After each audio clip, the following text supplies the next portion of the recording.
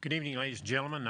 The clock up there, I think, is a few minutes slow. We got a digital clock in front of us here, and it's the exact one, I presume. So anyway, if anybody's questioning whether we're starting early because of the clock in the wall. So anyway, without further ado, I'd like to get right into the business of the evening. And first of all, I'd like to welcome our newest panel member here, board member, Maureen Simmons, and welcome. And we look forward to working with you in the near future and helping us guide us through the various things we have to deal with. So thank you and welcome.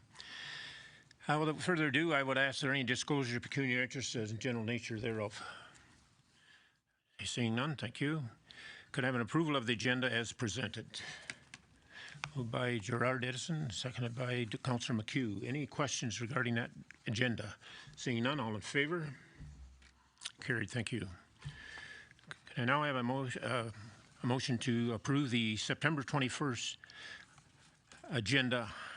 Oh, sorry, we just did that. Okay, we'll move down to a motion to approve the minutes of the August 17th, 2023 meeting.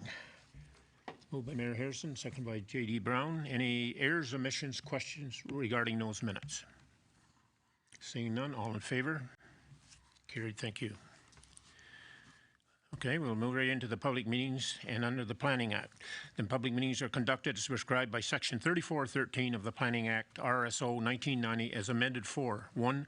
Official plan amendment application affecting land in the Sydney Ward, 1 zoning bylaw amendment application affecting land in the Murray Ward, and 1 zoning bylaw amendment affecting land in the Frankfurt Ward, and 1 zoning bylaw amendment affecting lands in the Trenton Ward.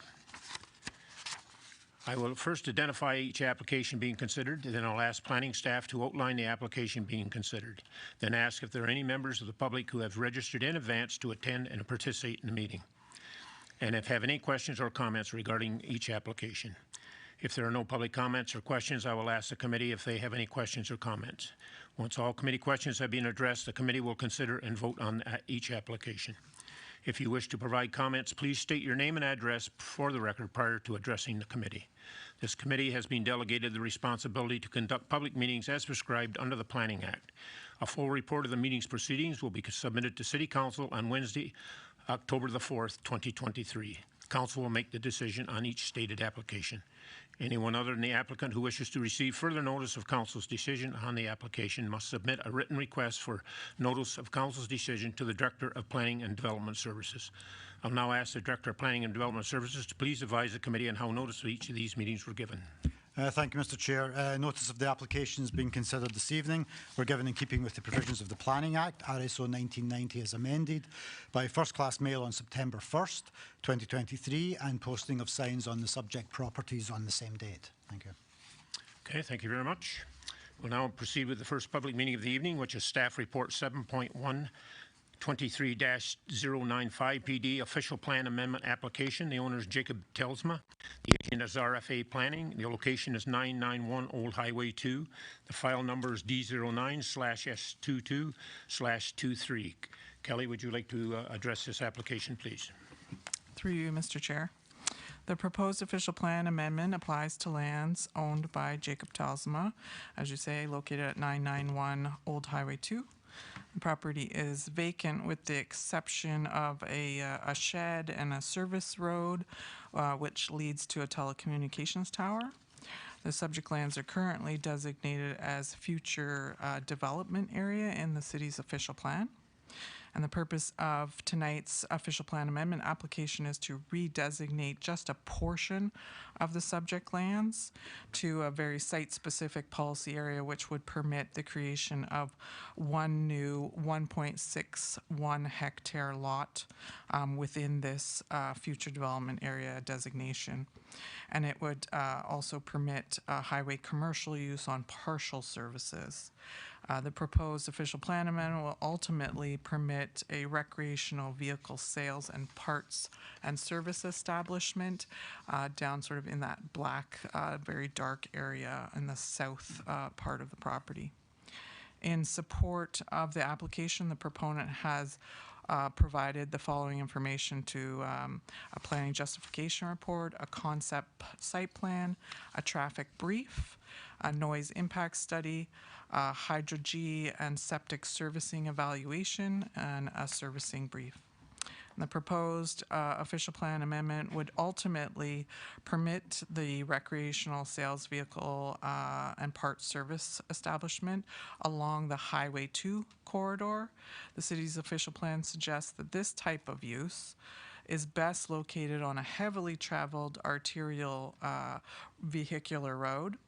The configuration of the proposed amendments will not restrict any future development of the remainder of the lands or cause any disruptions to orderly growth.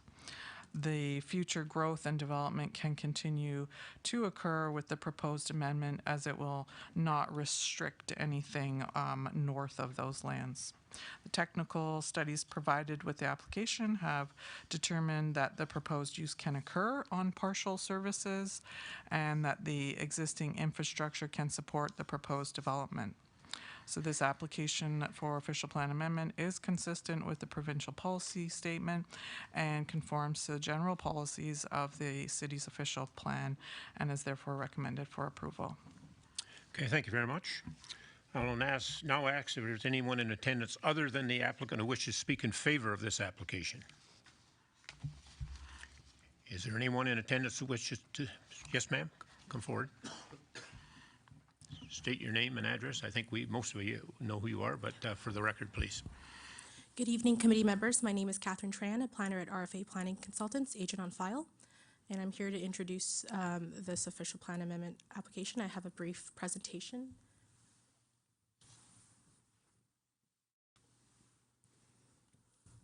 For the official plan amendment application at 991 Old Highway 2. The lot area of this site is 36.2 hectares, and the site is located within the South Sydney planning area. There's approximately 163.4 meters of frontage on the north side of Old Highway 2, and surrounding the property is Collins Nurseries to the south, the CP Rail to the north. To the west is Kenron Estates and rural commercial uses, and to the east are rural residential uses and other vacant lands. Overall, the site is vacant, generally treed with overgrown mature vegetation. To go over the work that was initiated, pre-consultation meeting was held with municipal staff on January 17th, 2023, with the official plan amendment application filed on July 10th, 2023. And once again, in support of the application, there was a planning justification report, conceptual site plan, planning brief, noise impact study, servicing design brief, site servicing plans, and hydrogeological study. On the screen here is the proposed consent sketch. This would be the second step in the planning process. Right now we're at the first step, being the official plan amendment. The property is proposed to be severed to create one new lot, and the development that is spoken of tonight will be located on the proposed severed lot. The consent application will be filed subsequent to the approval of the official plan amendment. To go over the site plan, as I mentioned, this will be all located on the proposed severed lot. A one-story, 920 square meters commercial building would be proposed, and it would be used for the sales and servicing of motor vehicles. An existing entrance is located on this proposed severed lot, and it would be relocated easterly. 24 parking spaces are proposed on site, and a chain link fence would line the proposed property line. Existing mature trees are located along the western limit of the site, and those will remain and act as a buffer to adjacent sensitive land uses. And overall, the commercial building will allow the business Motorsports of Trenton to expand their operation, and it would generate more jobs for the community. The servicing design brief was prepared by Greer Galloway Group, and the brief reviewed water and wastewater servicing conditions and the demands for the proposed development. The stormwater review concluded that post-development would see runoff directed to the same location, which is through yard swales. The development is proposed to connect to municipal water services along Old Highway 2, and it is confirmed that the Bayside drinking water system has substantial reserve capacity to service the proposed development. Through the hydrogeology and septic servicing, 3 test pits were excavated and to determine soil conditions and septic servicing. The soil type found is considered to be clayey, sandy tilts with common pebbles and cobbles. Overall, the site presents no unusually difficulties from a hydrogeological perspective, and the nitrate dilution calculations indicate that the property is large enough to accommodate the proposed design flow. For the traffic brief, the assessment estimates that 50 vehicle trips in and out may be generated per weekday. As I mentioned, the existing entrance would be relocated easterly, and the proposed entrance satisfies the MTO and TAC stopping and entering intersection sightlines in both directions of Old Highway 2. And overall, the review concluded that the proposed entrance will adequately service the development. A noise impact study was prepared by Cambium, and the study assessed potential noise impacts from the site operation to nearby residential uses. The results found that the site can operate in accordance to NPC 300 limits and the local noise bylaw. Therefore, it is compatible with the surrounding area. The report also provided various recommendations, and these recommendations will be addressed through the site plan control process, which is the last step of the planning process. Under the provincial policy statement, the subject property is within the South Sydney planning area, one of the 5 settlement areas in the city where growth and development is focused. The commercial building will diversify the city's economic base by providing an opportunity to expand existing business within the city, and overall, the official plan amendment is consistent with the 2020 PPS. Under the City of Quinte West official plan, the lands are designated future development area on Schedule B5 South Sydney planning area, and amendments to Schedule B5 South Sydney planning area and Schedule C site-specific policy area are required to support the proposed development. Therefore, we're here for the official plan amendment application, which requests to redesignate the proposed severed lot to a site-specific policy area. The existing future development area designation on the retained lands will remain unchanged, and overall, the official plan amendment meets the general policies of the City of Quinte West official plan. In summary, the official plan amendment requests to redesignate the proposed severed lot from future development area to a site-specific policy area, and the development of the proposed severed lot will allow an existing business to expand their operations within the city limits. Thank you. Thank you very much for your presentation. Anyone else like to speak in favor? Sure. Thank you. Through you, Chair. A question on the noise impact study. You said the property is going to be surrounded by a chain link fence. There's a lot of houses to the west side of the property. Did you consider doing a solid fence to reduce the noise for the houses on the west side of the property? That has not been considered, but it could be something that is explored through the planning process. Okay. Okay. Yes, Ms. Simmons? Normally we question at the end, but we can go ahead. I just have a question for her. Okay. I just was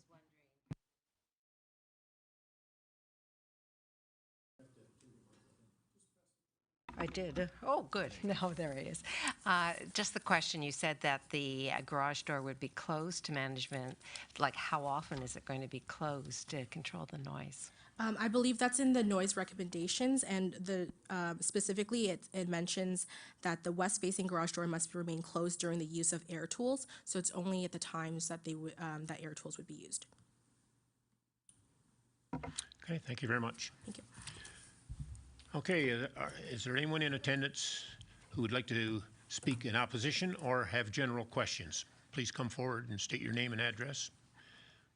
For the record, please. General questions or opposition? Going once, twice? Mr. Anderson? Mike Anderson, 899 Old Highway 2, also the manager for Kenron Estates. We have a few board members here this evening who just wanted to find out how much of the property was going to be impacted by the change. So we can see that it does impact some of our homeowners in the old section of the community. So what David O'Neill mentioned, we certainly would be in favor of a solid fence as a barrier, perhaps as high as 8 feet. All those residents along there are accustomed to a nice quiet area with lots of deer.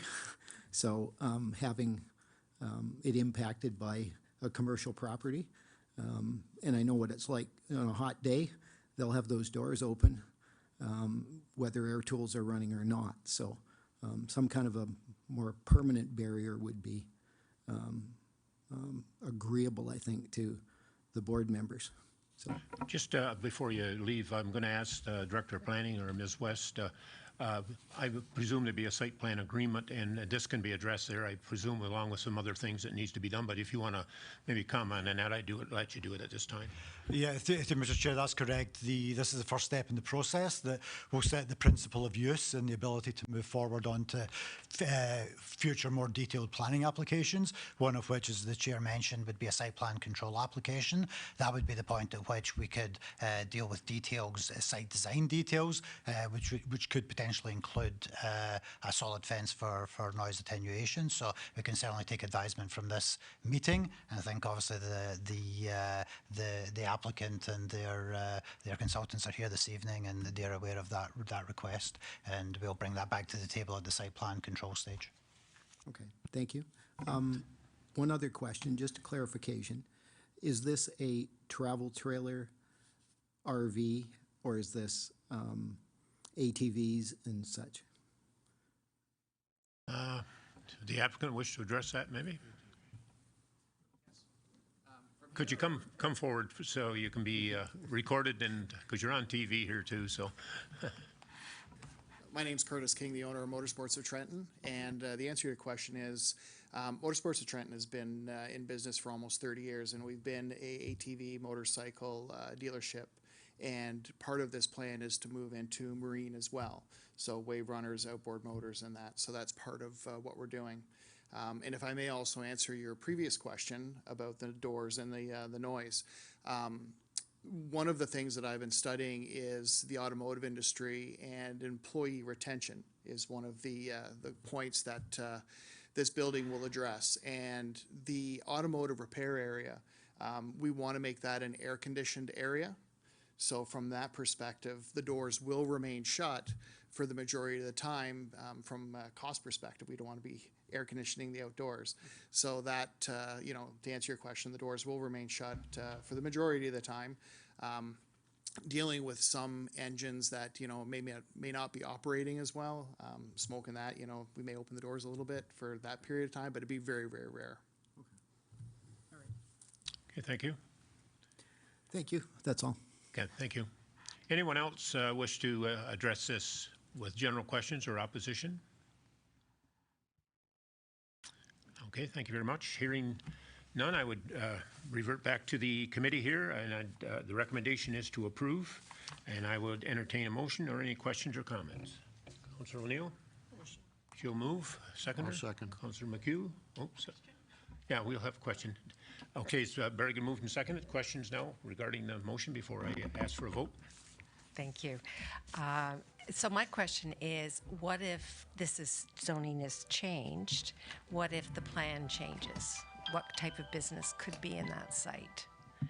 I don't know if that's a logical question since I'm new to this, but I just wondered, you know, right now it's supposed to be RV and parts service, but could that be changed or sold down the road once this is changed? Director Jardine? Yeah, through Mr. Chair. So the proposal is specific to the use that's being proposed. Further to that, there will be a requirement for a zoning amendment, which will specify the use even more closely, and so that you can't get a variety of different uses on the site. Okay. Any other questions or comments? Okay, it's been regularly moved and seconded that we approve the recommendation as presented. All in favor? Carried. Thank you.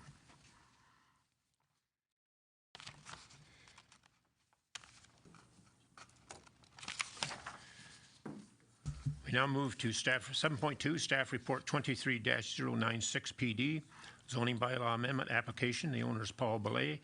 The location is 398 Downs Road. File number is D09/M23/23. Kelly, would you also like to address this application, please? Through you, Mr. Chair, this rezoning is a condition of consent application B47/22M, which was granted by the Committee of Adjustment on October the 13th of 2022. which was for one new 0.41 hectare lot created. The purpose of the zoning amendment is to rezone that severed parcel from the rural zone to the rural residential in order to bring the lot into conformity with the zoning bylaw. Further, the approval of this application will facilitate the development of the subject property with a residential use at a future time. Overall, this application is consistent with the provincial policy statement and the city's official plan and maintains the intent of the zoning bylaw. I also just wanted to note that in the retained lands, there is a water course present, and we already have that zoned with an ESA overlay zone, and that's going to remain unchanged. So generally, this application conforms with the policies and the regulations of the city, and the application is recommended for approval. Okay, thank you very much. Is there anyone in attendance other than the applicant who wishes to speak in favor of this? Anyone in attendance who wishes to speak in opposition or have general questions? Seeing none, thank you. All right, committee, I would ask that you consider the recommendation as presented and entertain a motion and any questions. Moved by Councillor McHugh, second by Mr. Brown. Any questions or comments regarding the application? All in favor? Carried, thank you. We now move to item 7.3, Staff Report 23-101 PD, Official Plan Amendment and Zoning Bylaw Amendment Application, and the owner is 8411379 Canada, Inc. The agent is WND Associates. Location is Stella Crescent. The file number is D09/T12/23 and D09T/T24/23. Brian, would you like to address this application, please? Yes, thank you, Mr. Chair, through you to the committee, members of the public. This first report on the agenda is a public meeting. You'll see there is no recommendation for this zoning application. There is a subsequent report later on in the agenda under decision items, which covers a recommendation for both the official plan amendment and this zoning bylaw amendment. Committee members may remember that we did a public meeting for the official plan amendment back in June of this year. This is the subsequent zoning that partners up with that prior application. So as I say, the rationale for this particular part of the agenda is to provide information to the committee and to provide an opportunity for any public comment. The application itself, zoning application itself, what I'll say also, we do have consultants on the project here this evening, and I believe after I give a brief introduction, I believe Mr. Bennett will make a presentation to the committee as well. But that being said, the property in question is on the south side of Stella Crescent. It comprises two parcels. One vacant parcel was formerly a small residential parcel, and the larger piece of the land, which is currently houses the Heroes Landing banquet hall and the associated surface parking for that. Property is just over 1 hectare, 1.06 hectares, with 90 metres of frontage directly onto Stella Crescent. The property is surrounded, as I said, by a significant amount of surface parking, which currently services the banqueting hall. Adjacent to the property, we have residential uses, low and medium density residential uses to the north, east and west in the form of low density residential, single detached, semi-detached homes, plus also more directly adjacent to the property, some mid-rise apartment buildings. We do have the St Mary's Catholic School directly to the south, abutting to the south, and then as you'll see on the aerial photograph, directly to the east, properties belonging to CFB Trenton, currently vacant directly adjacent to the east of the property.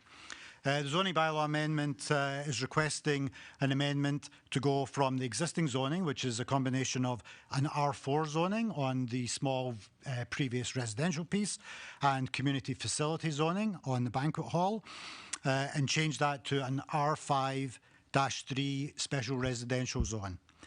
That zoning would ultimately permit the development of the proposed apartment building, which comprises 9-storey apartment building with 166 individual units. The specifics of the zoning, specific parameters of the zoning request for reduction in the minimum lot areas per unit from 80 square metres down to 63 square metres, and then some reductions in both the front yard, side yard, and landscaped open space. And most of the setback reductions actually relate to the footprint of the existing banquet hall building. The intention of the proposal is to keep that footprint and develop on that footprint of the existing building. As detailed within the report, I won't go into too much depth. I will also say right at the start, there is an error in the report in that we did reference some of the supporting documentation as appendices. As the committee know, we don't normally could connect and distribute all of the technical documentation. They're fairly significant documents, but the report does speak to the findings of those within the body of the report. But we did receive supporting information, planning rationale, functional servicing study, traffic impact study, among others. All of those have been reviewed, and there's more detailed comments within the decision item report later in the agenda related to those. But I think in summary, I would say that all of the supporting documents, supporting information have been reviewed by staff, and the lack of concerns and objections are represented in the recommendations in the further staff report. From a policy standpoint, I think it's fair to say, again, the report goes into some detail around provincial policy statement. I think it's fair to say that this application, we spoke about this at the last public meeting, ticks a lot of the boxes in terms of some of the higher level residential goals within the provincial policy statement around creating but not just more housing within existing urban areas, but creating the range and scope and the mix of housing and the forms of housing. And this proposal very much is in line with that rationale. As I mentioned, we do have a concurrent official plan amendment, which is proposing to move the specific site from a medium density residential district into a high density residential area, just for the specific site. Again, agency and department comments are included both in this report and the later report. Most of the comments were already received on the official plan amendment, so you'll see there's not too many outstanding comments from agencies and departments related to the zoning. They were all captured in the other report. Again, in summary, this application is for public input and represents a zoning amendment on the subject property. At that point, I think I'd like to maybe hand it over to you, Chair, to the project consultant, and they can make probably a more detailed presentation on some of the specifics of the project. Thank you. Okay, thank you very much. So at this time, I'll ask the consultant for the applicant to come forward, please, and make a presentation.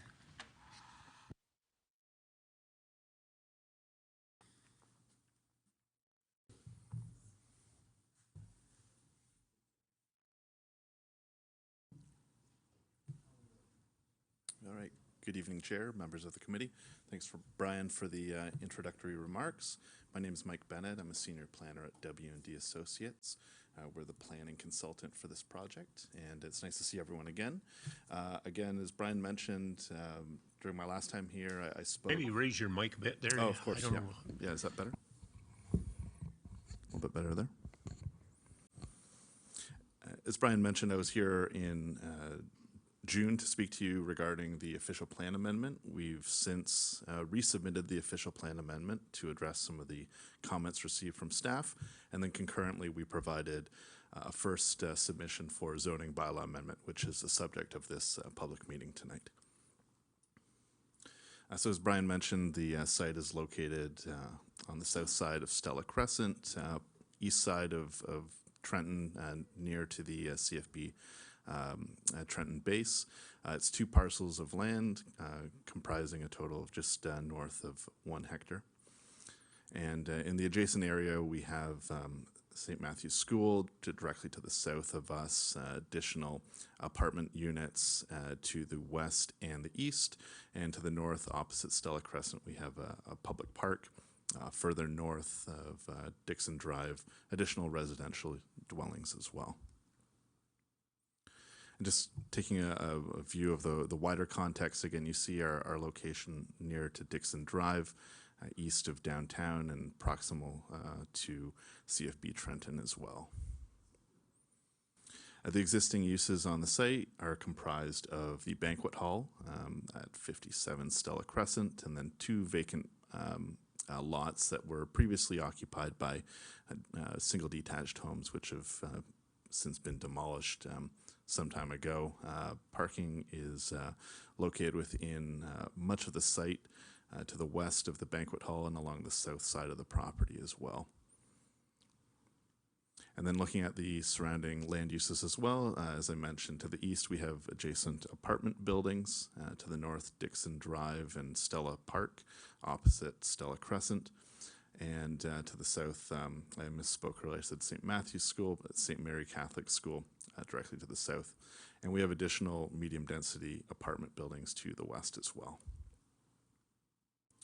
From a policy perspective, we're located within the urban planning district under Schedule A land use of the City of Quinte West official plan, and are more specifically within the urban planning district of the adopted new OP as well. So that policy regime as it comes into effect is more or less maintained. More specifically, we are located within the Trenton Planning District, District 9C, which does permit low and medium density residential development. So that is, of course, the subject of this official plan amendment. I'll gloss over this just given that we're here to talk more about the official plan amendment. We're located outside of natural heritage and hazard areas according to the official plan. Likewise, we're outside of the constraints mapping indicated in the official plan as it relates to noise and exposure from CFB Trenton. And again, we're proximal to Dixon Drive, which is an arterial road further west, and then changes into a major collector adjacent to our site. Now, again, as I mentioned, we're here to discuss the zoning bylaw amendment itself. We are looking to rezone the entirety of the site to residential type 4 with site-specific provisions. We do have split zoning on the site right now. The portion of the site which was previously occupied by the detached dwellings is residential type 4, which does not permit the form of development currently proposed. And the banquet hall portion of the site is community facilities zone. So again, we are looking to concurrently update the overarching zone for the entire site. Among the site-specific provisions, we'd be looking to amend the minimum lot area per unit. We'd also be looking to amend the minimum front yard, making it 2 meters depth. This has actually changed from our previous discussion from our previous presentation in order to accommodate a conveyance of road, conveyance of land to permit a road widening of Stella Crescent. We're also providing a minimum interior side yard of 5 meters, that's to the east, which is reflective of the existing conditions there. And we're looking to provide a minimum landscape open space of 5.6% of the total lot area, which is comprised largely of buffer areas along the exterior of the parking lot. So bringing us to the site plan, a few of the statistics have changed from when we were last here, just based off of the positive reception of our previous presentation. We've added 1 additional story, bringing the building to 9 stories. We've provided additional units as well, up to 166. The number of dwelling units is largely dictated based off of our ability to comply with the zoning regulations related to parking. We are still maintaining 1.5 parking spaces per unit, therefore not requiring an amendment of the zoning bylaw related to parking. Just running through the floor plans itself, we've provided a basement floor plan which currently provides more back-of-house operations, electrical servicing, storage type facilities. And at the ground floor, some of the changes that have occurred here, we're now providing residential units within the south portion of the ground floor. We've reconfigured much of the remaining space on the ground floor. The lobby and some of the property management components of this area have been reduced in size, but we've in fact increased the size of the indoor amenity, the gym, the boardroom, facilities which will be used by residents. These are modest increases, but nevertheless should contribute to quality of life for residents. And then the floor plans for levels 2 through 9 are the same. We provide a consistent floor plate. 2-bedroom units comprise half of the overall dwelling units, which is certainly contributing to the provision of housing for households with children. And we provide additional 1-bedroom and limited studio units as indicated on this drawing. At the mechanical level, we've provided a rooftop mechanical penthouse, which is recessed from the edges of the building, just to have a little bit more of a discrete look to it from the surrounding area. And then we see just here from the elevations, again, a 9-story building is provided, and you see at the top of the building, the mechanical penthouse is recessed from the edges of the building. So just to conclude, we support the findings of the staff report. We've worked very closely with Brian and his team to address some of the remaining comments, and so we do support his recommendation for approval of both the official plan amendment and zoning bylaw amendment policies. And just to run through, again, this project is providing a substantial amount of new housing, including rental housing and affordable units, which are critical for any community, including Trenton. We're within walking distance of a wide range of community services, facilities, employment opportunities.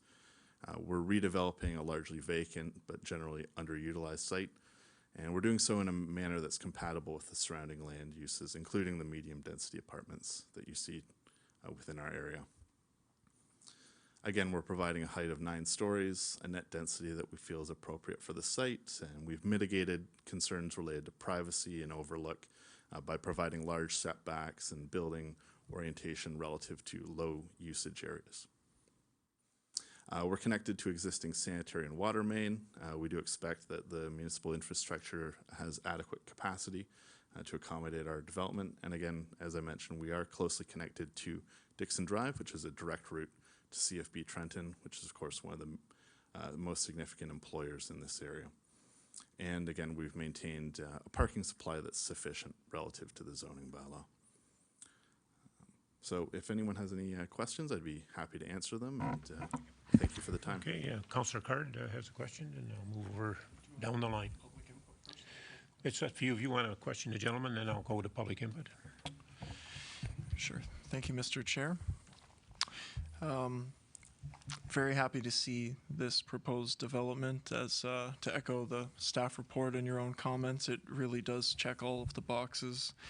It fits the character of the neighborhood, underutilized site, proximity to green space and the major arteries you spoke of.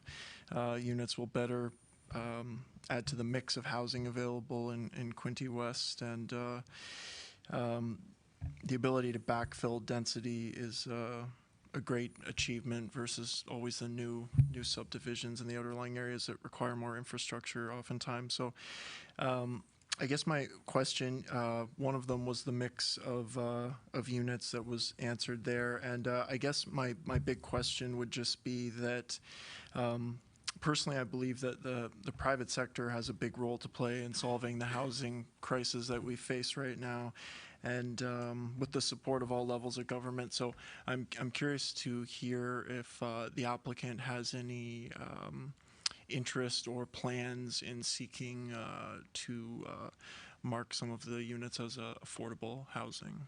Yeah, designated. I could thank you for the question through the chair, and perhaps Ray, if you'd like to add anything in addition to what I'll say. The current plan is to provide 20% affordable units. The exact mix of units as far as 1 and 2 bedrooms, unknown. I believe it's consistent with the overall supply. Our client is working with CMHC on a funding model to accommodate those units, and so, and as I mentioned as well, they are rental. The entire building is exclusively rental, so these are affordable rental units. That's great. And through CMHC, that would presumably be like a kind of like a geared to income model, something like that, presumably. Ryan, interject if I'm wrong, but I believe that is correct. Okay, that's good to hear. Thank you. Yep, thank you. Okay, thank you very much. Mayor Harrison. Thank you very much. This facility has gone from the Knights of Columbus to Ralph Leone and his family trying to make it work, and you've come up with quite a proposal here to meet the needs of housing that this city is faced with, and particularly the base, and your proximity to the base, and hopefully affordable apartments and units that people will certainly be inspired to use. So to me, it looks like a great project, and you've already passed a number of hurdles, and I'm sure there'll be some yet to come, but thanks for moving forward with this, and hopefully we'll see it being occupied sooner rather than later. Thank you. Thank you. Okay, thank you. Any other questions of the committee at this time? Maybe I'll ask any members of the public wish to come and address this application, either with general questions or opposition, whatever your feeling might be. If you do so, please come forward now. And I'm sure the consultant and his business partners will try to answer any of your questions. Okay. Thank you. Committee, any further questions? As I said, and Brian has indicated, there'll be no decision on this tonight. Maybe, Brian, is there going to be any further protocol down the road? I'm quite sure when you figure this is going to come back for a vote, I presume. Yeah, actually, thank you, Mr. Chair. There is a decision item later in the agenda under decision items. We had basically, as an order of process, because the public meeting was previously held for the official plan, we have to do the same similar public meeting for the zoning tonight, but we do have decision items on both of these files later in the agenda. Thank you. Councillor Neal. Thank you, Mr. Chair. Totally for this project. Glad you're doing it. My question is, there's an easement that goes through the property. Yes. What happens to the easement? Is it just moved, or? Through Mr. Chair, yeah, the project engineers are aware of that. Our public works team have already worked with them, so that'll be detailed within the engineering plans. I'm not sure what the exact solution for that right now, whether it will be relocated within the site or just kept as an easement, but all parties are aware of that, and it will be considered in the engineering drawings. Thank you. Okay. Just through you, Mr. Chair, I think that the last I discussed with Director Angelo, you're going to move the pipe, that's a drainage pipe through the property, you're going to move it to the south next to the fence, and that way be able to use most of that particular piece of property. Through the chair, I can't comment on the specifics of it. As we know, it is a stormwater management easement. Well, anyways, in simple language, you've been working with the right people, and you've come up with a solution. That's right, and during site plan, we'll be expected to provide a detailed stormwater management report, and we'll come up with an acceptable solution through that process. Okay, yeah, Councillor Card.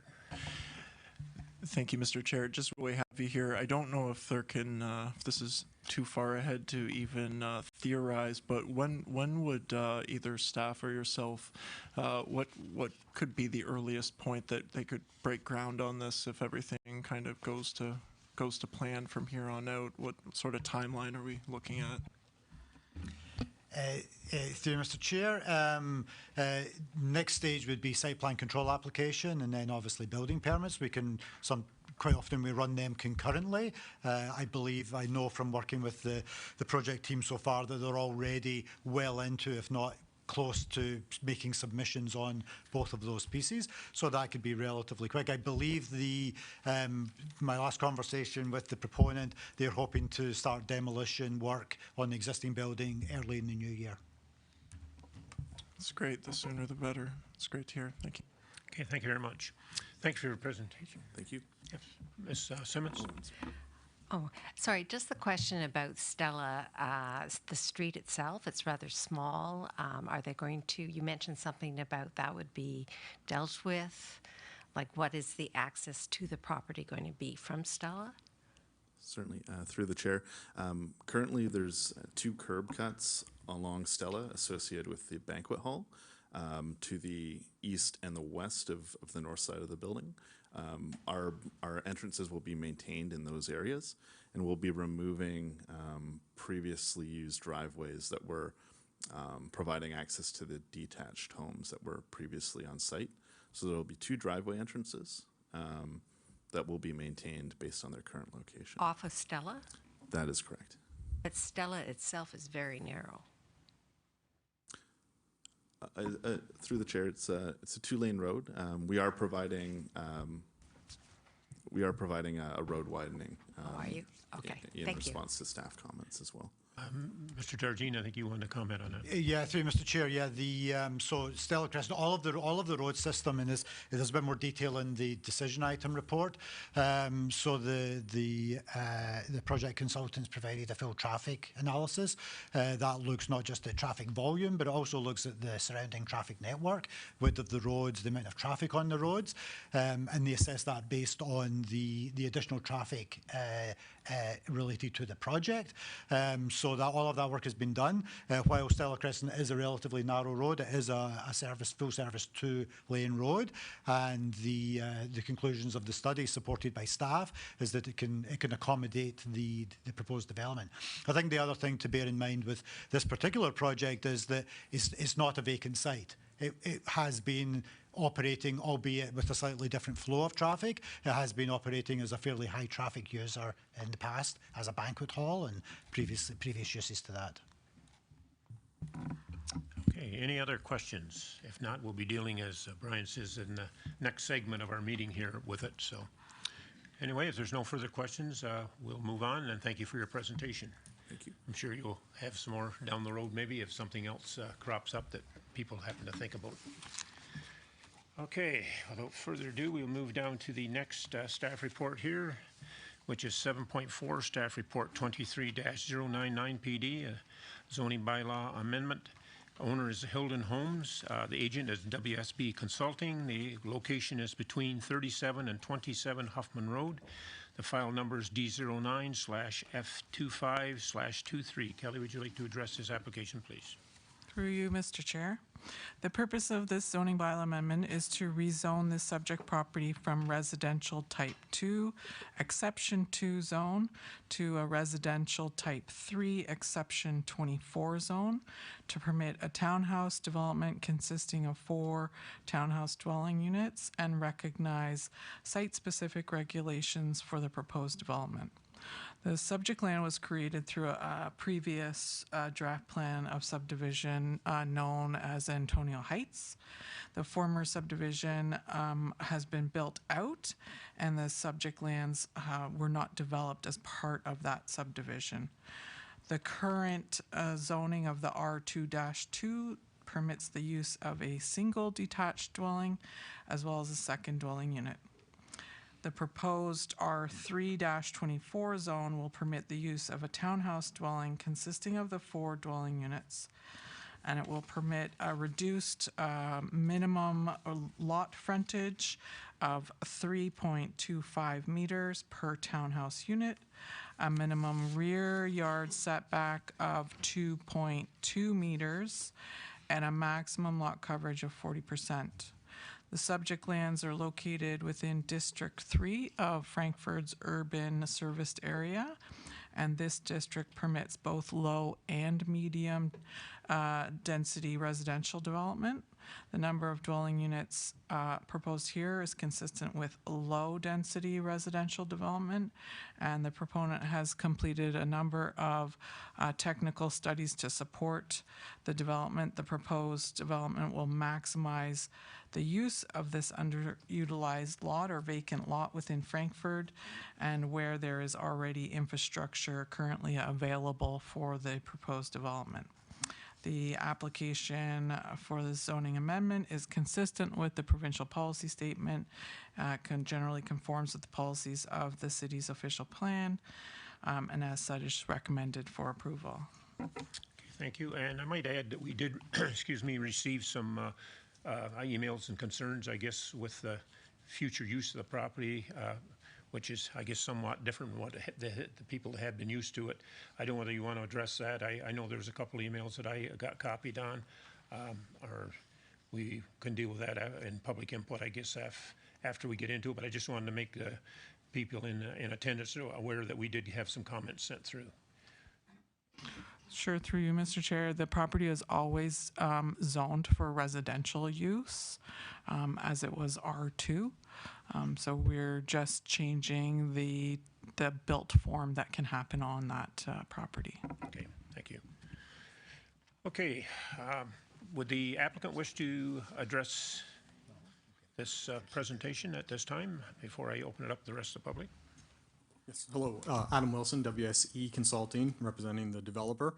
I have nothing further to add to the staff report. I felt it was very thorough and complete. I will state that we were not aware of any public complaints or letters that have been issued, so we have no knowledge of that to date. But I'm here to answer any questions that I can. Okay, thank you very much. Okay, I'll now ask, is there anyone in attendance who wishes to speak in opposition or have general questions? Please come forward, state your name and address, please.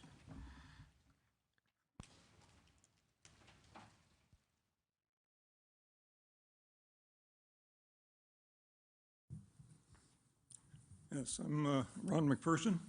I abut the west side of this property. My property sits approximately 4 feet higher than the existing level. That property that you're discussing here has been a problem with drainage over the years. At the back of my property and some of the houses on Mitchell, they put in truckloads of rock to handle the drainage, and there's also an easement, I believe, in the southeast corner or southwest corner. And they're still having problems with drainage. If this goes through, I would like some sort of a retaining wall so my property doesn't end up washing into the back of theirs, and some sort of a privacy. There's currently a bush along that side, half on my property, half on theirs. I'm assuming they're going to remove most of that to maximize the size of the property. So therefore, I'm going to lose a lot of the privacy I've had from that bush.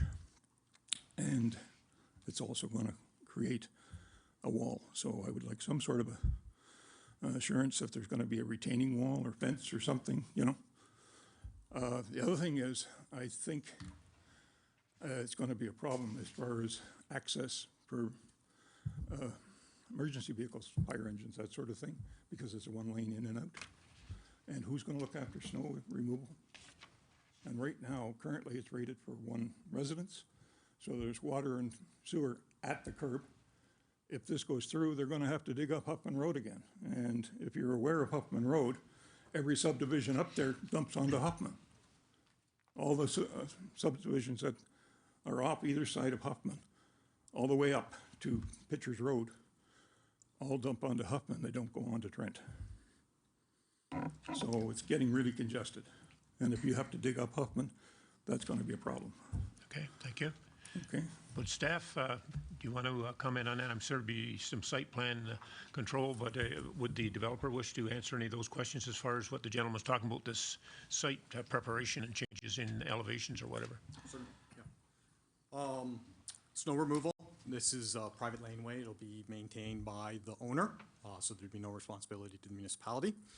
Water and sanitary were installed during the last reconstruction of Huffman Road. They were installed at an adequate size to support our proposed 4 units.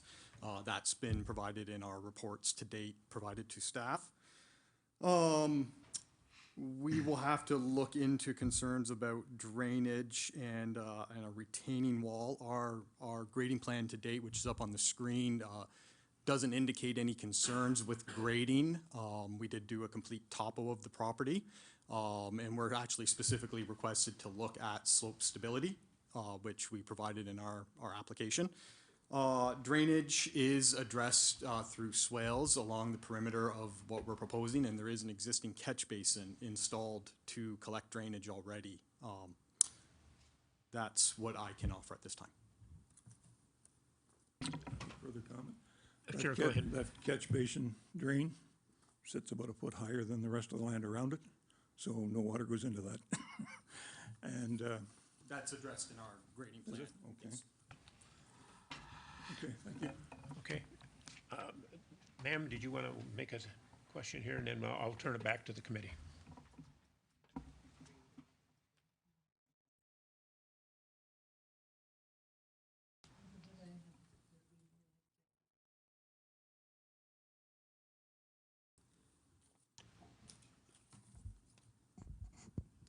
Hi, I'm Judy McPherson. I live directly to the west of this property that you're proposing for these 4 units. We are, as my husband said, 4 feet higher. We have a garage at the back of our property, and we have also, there, on our property plan, there's a stake at the back of the property, but we own, according to the property plan, we own 10 feet further to the east, okay? So, therefore, a lot of the trees that we bought the property for our personal use in the backyard, which we have like 200 feet there, we have got a lot of privacy with our living hedge, okay? When we bought our property, we also put more trees at the back for a living hedge, you know? We are really concerned that because of I have a picture of it here actually, but I haven't got the ability to show it up on there, but you can see it if you would like. We're also, the garage we're really concerned that it might, with the erosion, when they take down their trees, they probably will take down some of the roots from our trees as well, and that will kill our living hedge, okay, our living fence. And we're really concerned about that because of erosion, because our garage is likely to end up in their backyard, you know? I don't know. I'm really concerned about this. I feel that you need to address at the very least, a retaining wall, and you need to give us back our privacy, which we bought the place for. I mean, I'm over 70. In fact, I'm over 75. And these are going to be my last years. And I want them in peace. Thank you. Appreciate your presentation. Ma'am, anyone else here wants to make a comment or? Ours were more for the builder rather. Okay. Well, if you want to voice your support, you're certainly welcome to do that too. But I'll leave that up to you. If you don't, I know there's some questions here. And she said, no, it's not really related to what you're talking about. Okay. All right, I will ask the committee members, Councilor O'Neill first, and then I'll move around the horseshoe here. Okay, oh, sorry.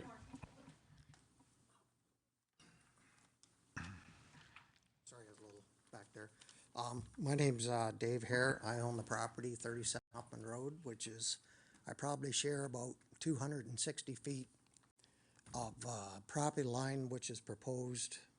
Basically, everything you see up and over, up to my neighbor's property up there. My main concern right now is with drainage and flooding back in that area, which all of those houses which the builder had built have had various degrees of problems with flooding in that corner, so that they got a storm sewer grate in that corner, which is supposed to be what was taking it away to a swale hole over on the other road. It really doesn't seem to do what it's supposed to do, but now when they want to propose to put in a townhouse, they want to deal with the problem. It's always been their lot. I mean, that's a lot of coverage. That's probably about 50% of the coverage of that lot is now going to be pavement or house. Where is all that groundwater going to go? Because putting a swale hole between us and the neighbor's house over there, I don't think is very appealing to her, and any of those houses along that side. I know all of the lots and the way that everything has been run, the water runs down the road out to Huffman Road. All the divisions, everything, the water runs completely down the middle of the road. It doesn't have ditches.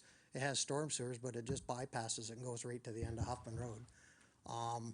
Looks like I'm gonna have another street right beside my house, so you're gonna have my house, a street, two houses, another street, and then an intersection, and the traffic up there is just incredible. I mean, they've already got it zoned for residential. I don't understand the need to put 4 rentals, because I'm under the understanding they're gonna be rentals because they're taking care of the driveway going in. So there'd be one primary person that owns it and 4 rentals. Am I not correct? That's the plan Yeah. initially, but it doesn't mean that it couldn't be a condo where those units could be owned in the future. But the first time I heard the word rental was tonight. I did call the number on here to try to get a bunch of my questions answered. They never returned my call. So we just want some answers. I mean, we're just trying to do the best thing that we can here for the neighborhood. That's an area that the kids have been playing in. I don't know what happened in the original development, why that never got developed. It's a little piece of property that just kind of sits there and really doesn't do anything. We've been kind of maintaining it just so the weeds are knocked down. But then I presume it's never been anything. Like, I don't understand how that got left behind in development. What it was originally proposed was when I purchased that piece of property, I was told it was gonna be green space or a park of some sort for the kids to play in. And they put the houses too close together going down the road, and that didn't happen for some unknown reason. So it just sat vacant I've been there now in that house 13 years. I've lived on that road close to 60. So I just wanted to have my concerns addressed. Okay. Wish to address any of those concerns for the gentleman? Thank you. I guess the one that I would address is the question on why it is being proposed to be changed from a single-family residential to 4 units. I would sort of echo some of the comments from council tonight for the previous agenda item, where this is something that we need. This is what we need to solve the housing crisis. This is something the developer saw as an opportunity to do that on a piece of land he had been, sitting on for a while, waiting for the right opportunity to do something with it, and this is what's presented itself. This is something we feel is needed. It's not a lot of units, but every little bit's gonna help. Okay, thank you. Anyone else in the audience wishes to address? Ma'am, come forward, please. Sherry Stewart, and I also live at 37 Huffman. Originally, I don't have a good time frame. When they came in to remove the topsoil back there, probably was, 6 or 7 years ago, I came down to the planning department because I was concerned they were starting to build something there. And when I came down, I was told that it was a green space. And I know I saw a picture of the area between 37 and 27 had 2 little benches, and then the rest was going to be green space. Because it is a subdivision, they have to allot so much for green space for the kids to maybe play. So that is my concern, that I don't know where that got lost. I don't know if someone can address it. I did call to see if there was some zoning change that we're not Brian maybe can sure address of? that. Yeah, thank you, Mr. Chair. I can't speak to the conversation 6 years ago. What I can say is I know that when the original subdivision was done, this block was kept, retained by the developer, for the simple reason that it was an awkward block that they could not access as part of the overall development. But my expectation and understanding was the plan was always to develop this lot for residential. That was the plan. It was never taken. If it had been designated officially as open space or parkland, the city would have taken the land under city ownership and then have taken it as a park. That didn't happen with this block. And So the city's never owned that piece of land? Like it's never, no. it's always been owned by the builder? That's my understanding, yeah. Okay. The other question is, I know the subdivision's already built, but do you all know there's no sidewalks in subdivisions? Like I'm just trying to figure out where these children are supposed to go when you have no sidewalks. Brian, you address that, please. Yeah, it's very odd. Yeah, I never noticed. Yeah, again, it's a good question. I'll be honest, I wondered the same thing when I came to work here. I think the real answer to that is that historically there wasn't. Municipalities and urban areas such as Trenton, Frankfurt, all across the province, very much historically developed in what we refer to as a kind of a rural cross section. So, without swales, without sidewalks or urban stormwater management systems. As municipalities get bigger and the villages and towns get bigger, we're moving more towards urban models, which sees street lighting, sidewalks, stormwater management underground. So I think what you're seeing is that, yes, there are a lot of subdivisions historically within the municipality that do not have sidewalks, because that really wasn't the model back in the day. But now you're seeing more and more, as developments happen, we are requiring sidewalks, not always on both sides of the road, and certainly not on some of the more historic roads, such as Huffman Road. But within subdivisions, you're seeing more and more, we're requiring more and more sidewalks. That's more of a request than a requirement on developers. I live on Huffman Road, but I don't very often go farther up where all the subdivisions are. And I get very upset because there's just so many up there. Do any of you even know how many homes are up there? Like, actually know, do you? How many homes are up there? Like, I drove by today to look at the place. 500, 600? I don't know. Yeah, like it's phenomenal. It's quite developed. When people come down that road, I know there's a stop sign up there. Does not matter. They come down that road and they just give it when they come down that road.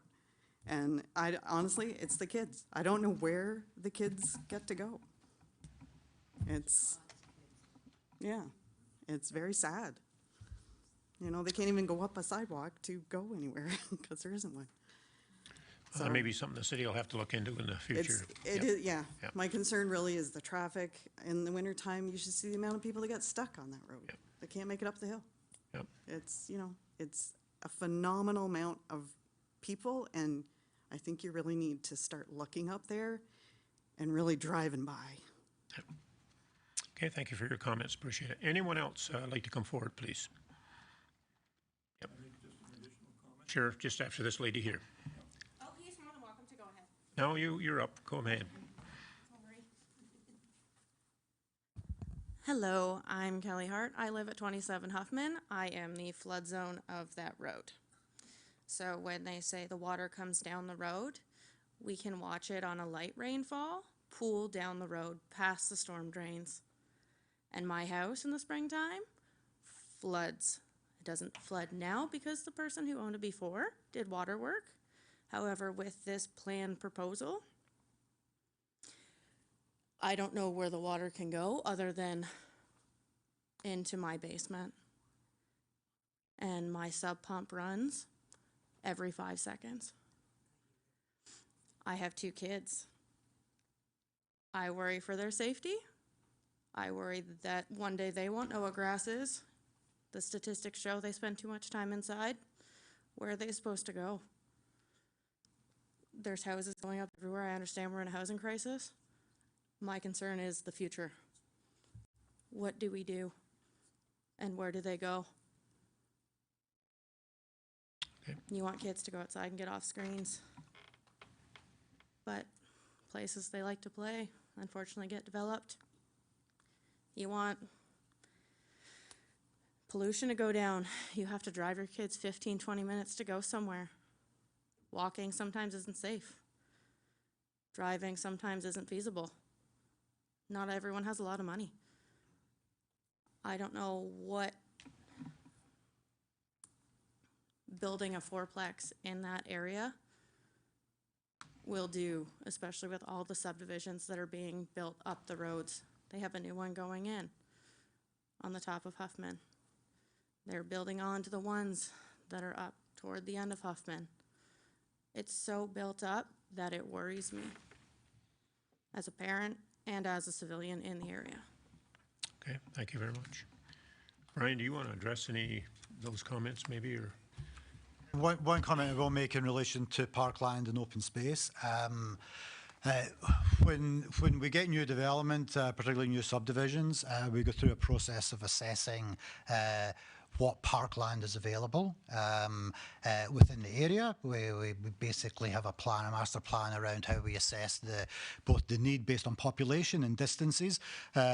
And we use that exercise to determine where and when new parks are required. Now, obviously, it's a challenge to have parks on every single street corner, so we have to find a location within a subdivision, such as this larger subdivision, which does have a parkland. That doesn't mean every site that is potentially vacant should be kept as open space. Definitely, there's, I think it's fair to say that in anybody's neighbourhood, you could always do with more parkland, more green space. I think that's something that people generally feel, but we have to balance that with the need for development, and that's the process we go through. So, as I said before, this piece of land was a vacant piece of land, but it was zoned for residential development. It was never considered to be a park or used as a park. However, there is parkland in the area, and we do develop new parkland as developments grow. So it does get assessed. We review that both in terms of locally. So you'll see new subdivisions going up, such as this, and smaller parks getting created as part of the subdivision. But then we also look wider as well and look and see what opportunities there are existing within neighbourhoods such as Frankfurt, a larger scale, things such as the tourist park or the Ball Diamonds, things like that. So we do assess that when we do new development, but we do have that balance that we have to meet, where we have to balance up new development and the need for residential development and growth. And urban areas are always going to be the focus of your residential growth, because that's where the services are, and that's where you can get the level of density. And on a larger scale, while that provides more congestion within an urban area, it also limits the amount of land that's getting taken up for development. So you're always going to see the urban areas grow and expand. That's just the nature of development and the way the municipalities are obliged to grow. This gentleman here wants to make one more comment, and then I'll open it up for the panel for some questions. One thing I meant to mention before, you're going to have 4 townhouses. Assuming 2 vehicles per home, that's 8 cars. Where are they going to park? In the laneway? I'm sure, do you want to address that, sir, please? So these are 2-bedroom units. So I think, it would be less than 2 cars per unit likely. But we have assessed that there is adequate parking. There are garages. There's the driveways, and we've addressed additional parking at the entrance for 4 extra units, or 4 extra vehicles. Okay, thank you. And just a comment aside from this application, Huffman Road, when they did it, didn't put a crown on the road. That's why the water runs down the middle. You've got storm drains on both sides. I never see water from my place down past Dave's. It runs right down the middle. Even when they open up the hydrants to test them, I've said to the guys doing it, I said, look, watch the water, see where it goes. It goes right down the middle of the road. So maybe the next time they pave, they can put a crown. I'm sure Public Works will look into it down the road. Okay. Ma'am, one more question?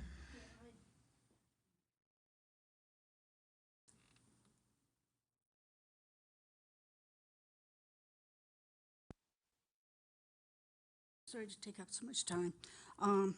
I just wanted to reiterate what this lady back here was saying from 27 Huffman with her kids and no sidewalk You know, on our side of the street, there's no sidewalk. And I, myself, even as a senior citizen, I have to go across this busy street to get to the other sidewalk on the other side of the street so that I can go for a walk, okay? And I do it quite regularly. Just think of the children. Like, we have to have something there. Even if it's just a small area, you know, for the kids to play. We hadn't got any sidewalk for the kids to be safe on our side of the street. Not to say that the other sidewalk on the other side of the street is all that safe, because it's right next to the road. And so oftentimes you see people walking down the street with their dogs, and even two people, they have a hard time walking down the street with their dog. You know, one of them is always on the road. So therefore, we've got all this building to the west of us going on all the time, and there's no really safe place to walk, let alone play. Okay, thank you. Any other comments? All right, sir, would you like to address that, If I could please? just address one of the comments. There's no drainage proposed to be heading to Huffman Road from this property. We're not going to contribute to any of the existing drainage issues on Huffman Road. This property is self-contained, draining away from there. Okay, thank you. One more question, ma'am. Yep. Yes, please.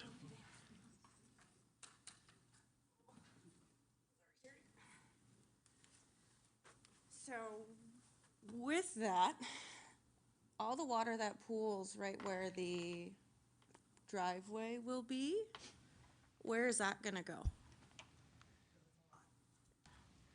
It's a lot.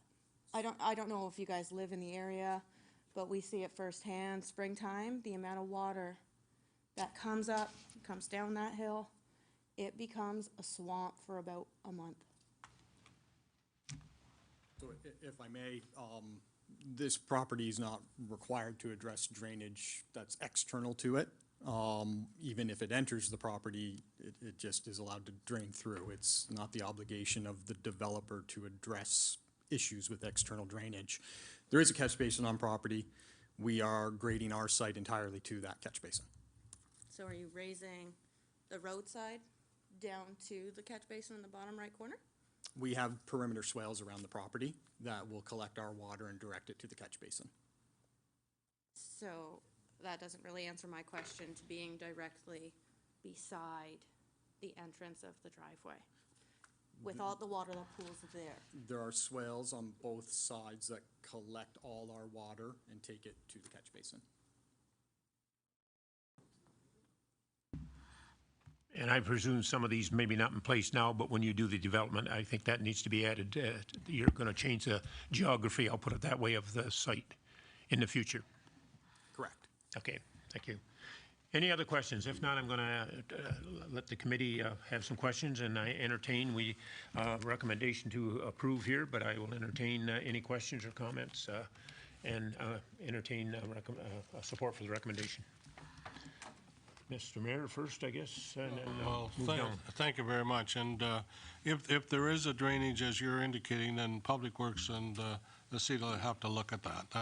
That's our responsibility, not, in this case, the developers. So we'll certainly work with anybody on that. I hate to see us have to dig up a road that we've already, repaved, because there are so many roads that need to be improved, and we got a list of that. With respect to the playing and where you play, and yes, we do have a trail that goes south along the back of the houses off Hoffman going south, and the trail also goes north. I'm not recommending that you send your children out there alone, but those are available to you. We also have improvements to the Frankfurt Arena, and ice is in there now. We also have, different activities going on within the arena. There's a ball diamond to the west of the arena that's also available for organized sports and activities that I hope children take part in and families use. So we're constantly, we got the splash pad on the east side of the river as well, so we're constantly making an effort to provide different activities for families and for children in particular, safe activities. Yes, are we perfect? No, we're not, but we keep doing and trying to make improvements. So thank you. Okay. Mr. Brown? Thank you, Mr. Chair. I just wanted to ask through you, one of the objections we had stated that you couldn't turn a fire truck around in this driveway. Is that something that's a requirement? Like I just kind of assumed you have to be able to get a fire truck down there, but do you have to be able to turn it around? Through Mr. Chair, so all of these plans have been reviewed by service departments, including fire services. So they've signed off on the turnaround and the dimensions of the turnaround for their services, based on different vehicles. Some vehicles they can probably turn around, other vehicles they may have to back out, but they've signed off on the plan. Okay, thank you. I just wanted to make sure that was answered. Thank you everyone again for coming out. I do want to highlight this was private property. It wasn't intended to be a park. Yes, kids. I went back there yesterday, took a few pictures, walked around. I could see that obviously it was being used for playing, but so it goes. We're now going to have hopefully some townhouses here. I will say I live in Hilden Homes townhouses in the same town. I suspect these are these 2+1? They're the same as the ones you have at Brittany Lane?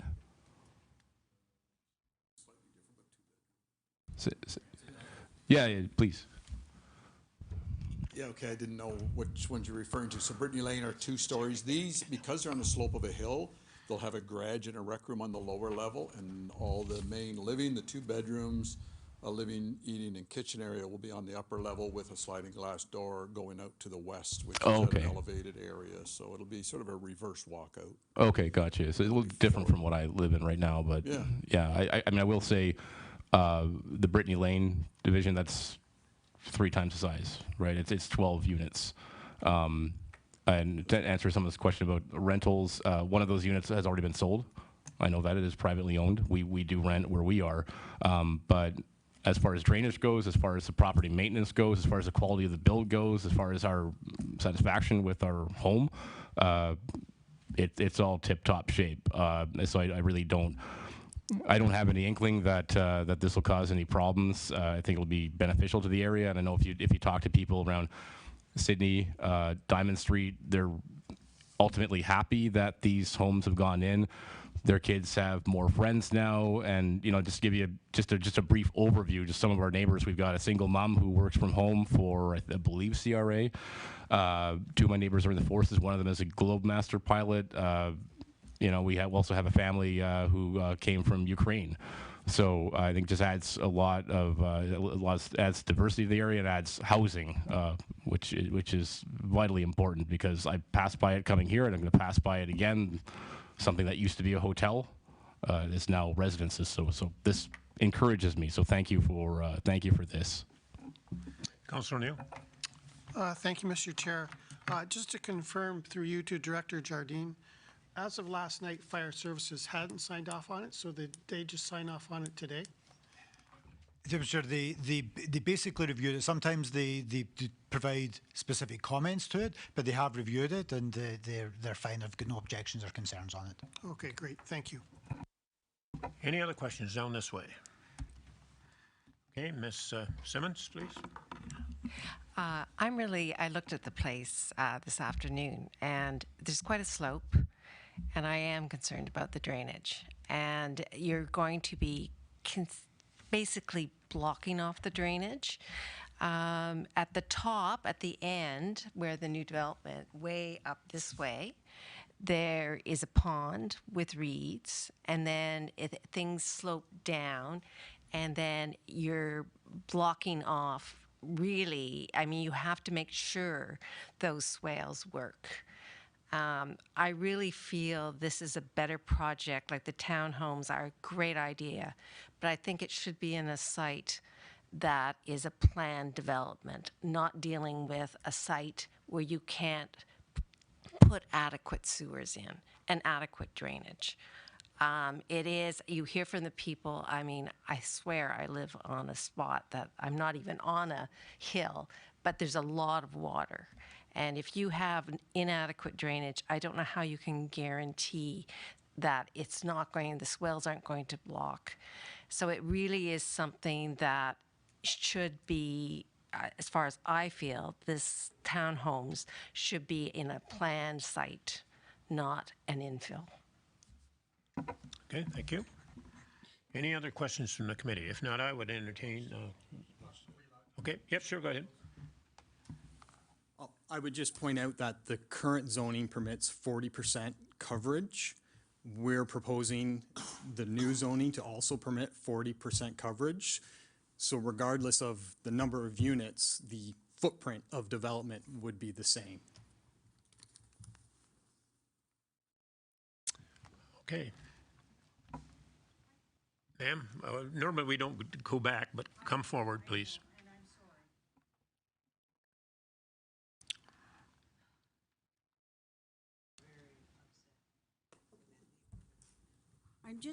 I'm just wondering, because it was never addressed. We addressed it, but they didn't address it.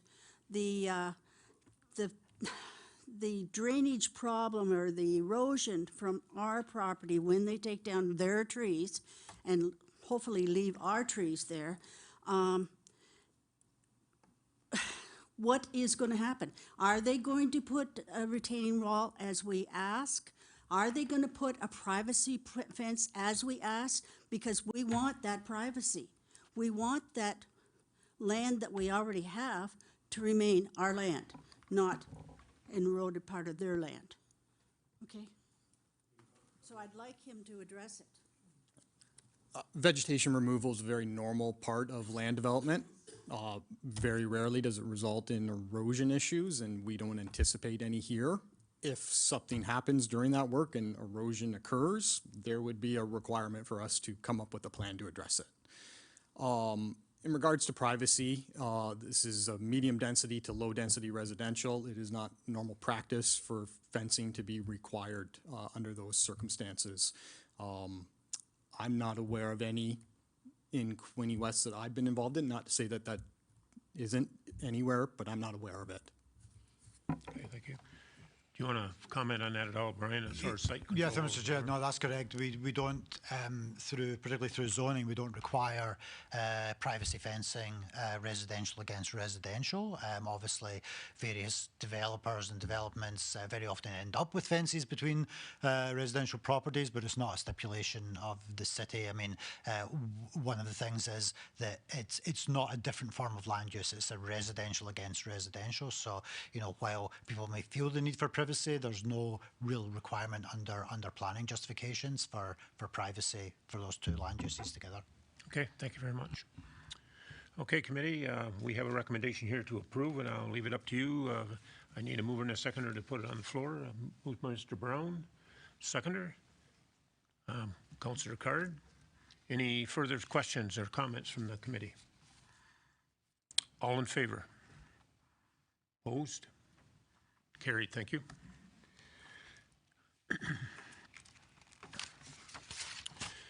Your comments regarding the applications and staff reports have been recorded and will be forwarded to the members of council together with the minutes of this meeting. Council will make a decision to approve or refuse the stated applications at the regularly scheduled council meeting of Wednesday, October the 4th, 2023. I now move to item 8, which is public input. Anyone wish to come forward in public input? Seeing none, we'll move on to item 9, presentations. We have none. Delegations, we have none. And we now move to item 11, decision items. And the first decision item is 11.1, staff report 23-101 PD, official plan amendment application and zoning bylaw amendment application. The owner is 8411379 Canada Inc. The location is Stella Crescent. The file number is D09/T12/23 and D09/T24/23. Brian, would you like to address this development application, please? Yes, thank you, Mr. Chair, through you to the committee. As mentioned before, this is the decision item portion of the prior public meetings on the official plan amendment and zoning bylaw amendment for the proposal on Stella Crescent. I won't, obviously you've heard a lot of the details of the proposals. I'll just try and hit some of the kind of pertinent points in relation to the decision item report. Particularly on the official plan amendment, and Mr. Bennett mentioned this when he did his presentation as well, that one of the significant changes is when the public meeting was done back in June, the proposal was for 140 units, 8 stories. Since that time, the project, and in fact, on that evening, the consultant and the proponents informed the committee that they were looking at options to increase the density and the scale of the development.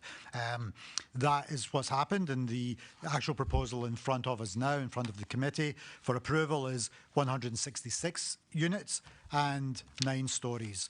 I would say that the supporting documentation, servicing studies, traffic impact analysis, the planning rationale have all been updated and reviewed by staff that reflect that increase. I would also say that the overall premise for the official plan amendment, which is to move this specific site from a medium density residential designation into a high density residential designation, isn't changed by the increase in the units. They're both still within the framework, actually well within the framework of high density. So it's still covered within the proposed official plan policy. No change, even though the numbers have slightly gone up. The proposal itself, given that it's a proposal for a change to high density, there are certain policies, and they're detailed within the staff report. Policies within the official plan that review the criteria against which we would assess a high density development. The proposal and the supporting documentation has all been reviewed in relation to those criteria. They cover things such as the ability for the municipal services to accommodate the development, and that includes road networks, water, sewer, etc. Proximity to and the availability of public services, be that pedestrian walkways, parks, commercial development, employment areas, all of those types of things. The proposal has been assessed against all of those criteria, and also that's been combined within the planning justification report presented by the consultant. To the point that we believe that the proposal for the official plan amendment is concurrent with the criteria as set out in the official plan, and we do support the recommendation to increase the density on the subject site, make it a site-specific policy area to support this development. Likewise, the zoning bylaw amendment is consistent with some of the parameters that we usually see or we would see around high density development. And I mentioned before the setbacks, the reduced setbacks, more reflect the developer's desire to develop the new building on the footprint of the existing building. And even though the scale of the building from a height perspective is different, there's a lot of benefits to keeping that same footprint in terms of the future building. It sits on the site in the same way as the current building does. We've reviewed it in relation to, one thing I think I spoke about when we did the official plan amendment public meeting was the kind of higher level rationale around why we feel this is a supportable development on this site. While this site is within an area, a district that normally would see low and medium density residential, the site itself does have specific qualities that would support high density development.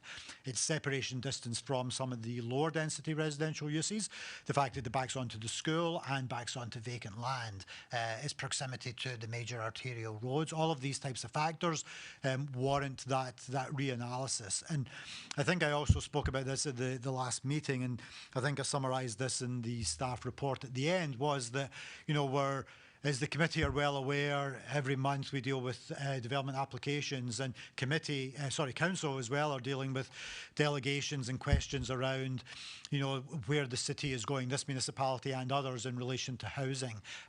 These are different times, and we have to be open to different approaches. This proposal very much makes highest and best use of an underutilised site, a site that has great potential.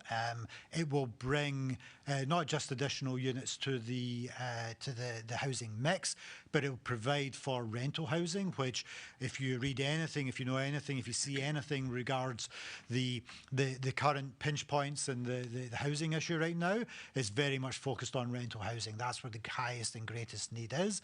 The ability to build in some affordable units into that mix, you know, use the old adage, is a bit of a no-brainer to a lot of extents. This ticks a lot of those boxes. So with that said, we are presenting with all of the technical information submitted, which has been under full review. We do believe that these applications, both for the official plan amendment and the zoning bylaw amendment, we'd like to present them to the committee with recommendations for approval. Thank you. Okay, thank you very much. Okay, Councillor Katsovas, question, comment? Okay, you want to move it? Okay, seconder. Councillor McHugh, any further questions or comments? And it's a double section recommendation here, as you've read. I'm not going to read it all, but they're both subject have been approved in principle. So, Mr. Mayor. My wife taught at St. Mary's School for a long time. Not over 25, but not over 30. So I spent a lot of time in that area. I spent a lot of time at the Knights of Columbus. I went to turkey rolls. There were a number of turkeys with me, and there were more turkeys came home with me than I want to admit to. But, you know, this is a great project. I admire the work you've done, and yes, we're all faced with the same boat. We're all in the same boat, I should say. How do we build more housing, and we're not going to be able to increase the amount of land we have? So we've got to go to that density, the increased density, and that's what you're doing here. The other problem that every municipality in this province is faced with is wastewater. We've got lots of water, but the wastewater is a big issue, and that's something that we're addressing slowly, and I just hope we're able to keep up with the demand that's coming in front of us. So thank you very much for all the work that's been done, and we'll be glad to be there to cut the ribbon, to put the shovel in the ground. I have a shovel in my office that isn't used very much other than leaning on it. Thank you. Okay, thank you very much for the comments. Okay, we have a motion on the floor, regularly moved and seconded. Councillor Card, comment?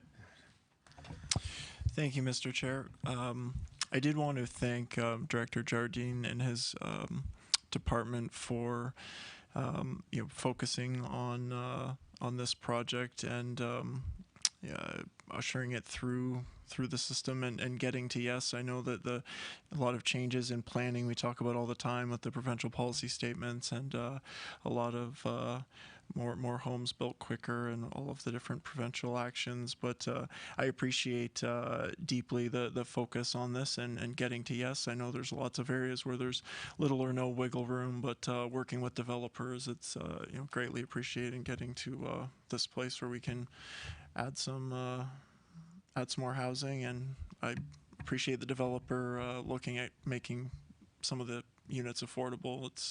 It's great for the city. I wish I could vote for it twice. Okay, thank you. Any other comments? If not, all in favor of the recommendation as presented? Carried unanimously. Thank you. We'll now move on to item 11.2. A staff report 23-102 PD official plan amendment application. The owner is 1126501 Ontario Inc. Location is 40 Frankfurt Crescent. The file number is D09/M10/23. Brian, would you like to address this one too, please? Yes, thank you, Mr. Chair. This is another one that the committee saw previously as a public meeting. It's now back as a decision item. It's another slightly unique opportunity, if you like, with respect to potential housing. The property is on the north side of Frankfurt Crescent. the south part, basically the south entrance into the Frankfurt Crescent area. It's just over 1.5 acres in size, 110 metres in frontage. Currently developed with a single building which is divided into multiple commercial and service industrial uses. It's surrounded by paved parking area and serviced by municipal water and sewer. So it's an existing building. We do have existing residential developments directly to the north and to the west. With service industrial and light industrial commercial developments to the east and to the northeast of the property. The proposal is basically to convert the existing building into 15 residential units, townhouse units, separated townhouse units. The proposal would see no additional development on the site. It would basically just make reuse of the existing building in a residential form. The official plan amendment is to essentially amend the boundaries. So this property is on the boundary of two planning districts. To the north is the industrial planning district, and directly to the west and south is a residential district. This property is right on the edge of that, but it currently sits within the industrial commercial district. So the proposal here is effectively just to realign the separation line between these two planning districts, which would include this property ultimately within the residential district, more consistent with its immediate adjacent neighbours, allowing for that transition into residential uses to happen. As I said, it is very much in a transitional area. It's right on the boundary, and we believe that the more pressing adjacent uses are already residential, and this change is a fitting change. We also have to look, when we look at these types of changes, we have to look at the potential impact on employment lands, because it's currently within a commercial use, and it has we have to look at whether or not we're reducing the amount of employment land to a point that we should be concerned with. I think it's fair to say that the city as a whole has overall a surplus of commercial and industrial lands, both privately and owned by the municipality, majority private, than we do residential lands.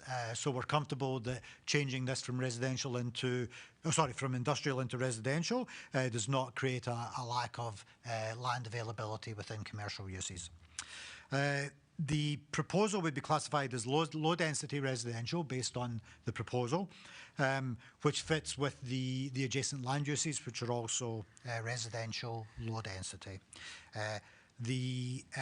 A zoning bylaw amendment, so subject to the approval of this official plan amendment, a zoning bylaw amendment would be required, and then the developer could go straight to any building permits. But again, building permits would be minimal based on just the change of use from their current commercial into residential.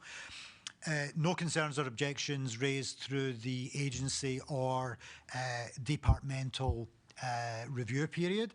CN Rail, you'll see in the documentation, CN Rail did give us their kind of blanket standard requests for various warning clauses, easements, etc. However, that's really based on a separation distance, 300 metres. As the committee will see, and they probably know, there's a lot of sensitive land uses between this property and the rail line. We don't believe any of those requirements are valid, and we're not recommending any of them to be imposed on this subject property.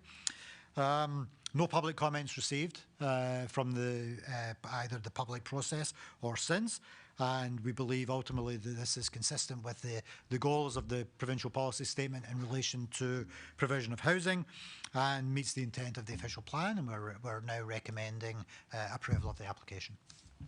Okay, thank you very much. Okay, committee, you have a recommendation here, and as Brian says, to approve. I would entertain a motion or to Mr. Edison moves. Okay, seconder, Mr. Forsyth. Any further questions or comments? Just a comment, Mr. Chair, through you.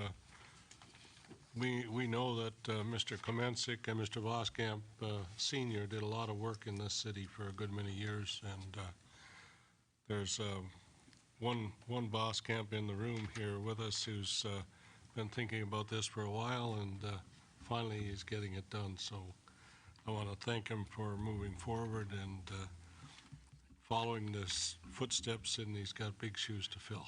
Thank you. Okay, thank you. Okay, it's been regularly moved and seconded. All in favor of approval? Carried, thank you.